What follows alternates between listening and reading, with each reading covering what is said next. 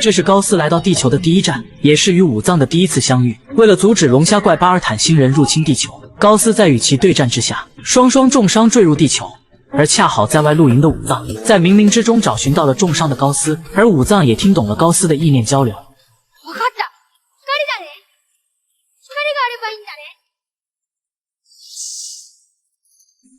为了将阳光照射到这里，武藏利用光的反射原理，将阳光汇聚在高斯的额头之上。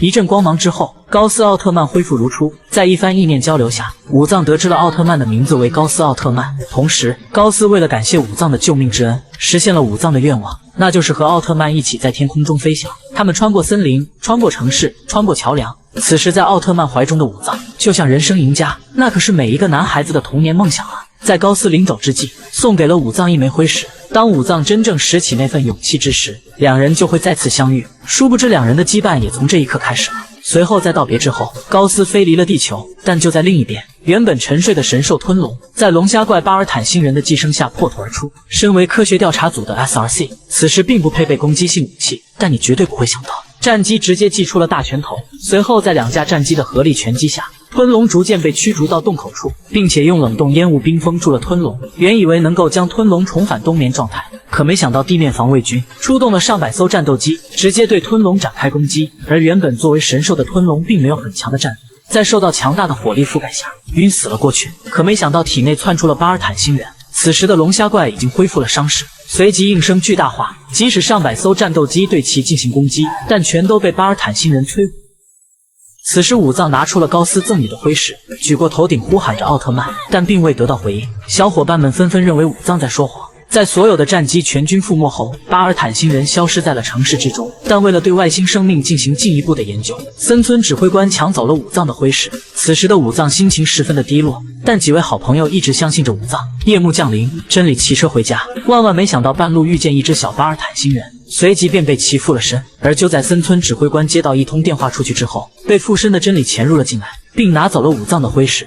而出门的森村来到了 SRC 的会议室，因为他们破译了从月球发来的电磁波信号。视频显示，巴尔坦星人收到了地球向外发出的讯号，并且通过讯号得知了地球的发展史，认为地球会像巴尔坦星一样走向灭亡，因此巴尔坦星人将移居地球，防止人类走向灭亡。说时迟，那时快，天空中已经出现了巴尔坦星球破灭后的残骸，正式向人类发出了通告。一时间，是否与外星人共存的话题就此展开，而同学们一致认为无法与外星人共同生活。被小巴尔坦星人附身的真理一脸落寞，但此时武藏却认为可以，这正是武藏仁慈的表现，只要大家互相了解就能和睦相处。但此时防卫军已经展开了新一轮的攻击，上百艘战斗机入侵了巴尔坦星，不管不顾进行的随意轰炸。愤怒的龙虾怪巴尔坦星人发出光线，上百艘战斗机再次全军覆没。此时人类的屏障仅剩 SRC 的战机，而一向主张和平的 SRC 放出了大喇叭，播起了和平的音乐。在人类一致的歌声下，空中的巴尔坦星人似乎被歌声打动，沉睡了过去，缓缓落在了地面。而就在 SRC 还在思考下一步行动时，森村指挥官却命令军队趁他睡要他灭。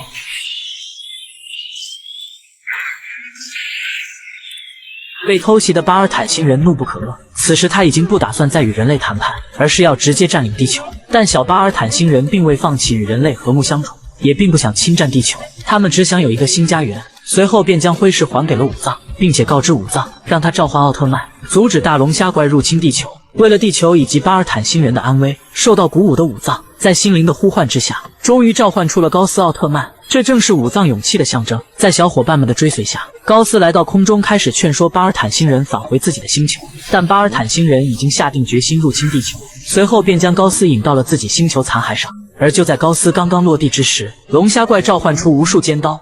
只见尖刀急速向高斯冲去，高斯直接来了个龙卷风，摧毁停车场，瞬间破解了其攻势。随后龙虾怪来到陆地之上，高斯也来了个滑翔落地。在一番战斗下，龙虾怪眼见不是高斯的对手，直接升级形态，提高了战斗力。但本体高斯拥有更强悍的战力，面对龙虾怪的无数飞刃，硬生生用双手将其破解。但此时龙虾怪一发光鞭捆住了高斯，眼看即将触及龙虾怪的攻击范围，高斯一个蓄力挣脱光鞭，在拉开距离后直接变身日冕形态。这个形态下的高斯犹如战神附体，一拳便打断其触手，更是在肉搏状态下占尽上风，甚至利用瞬移耍的龙虾怪团团转。气急败坏的龙虾怪直接分出5个分身，可万万没想到高斯也同样分出5个分身。眼见无法讨到一点便宜，龙虾怪随即恢复真身开始战斗，但无论是力量还是速度，都被高斯稳稳压制一头。即使自己再次发出坚刃射向高斯，可高斯犹如开挂般，再次利用旋转破解了攻势，战力恐怖如斯。随后高斯直接发射大招将龙虾怪击飞。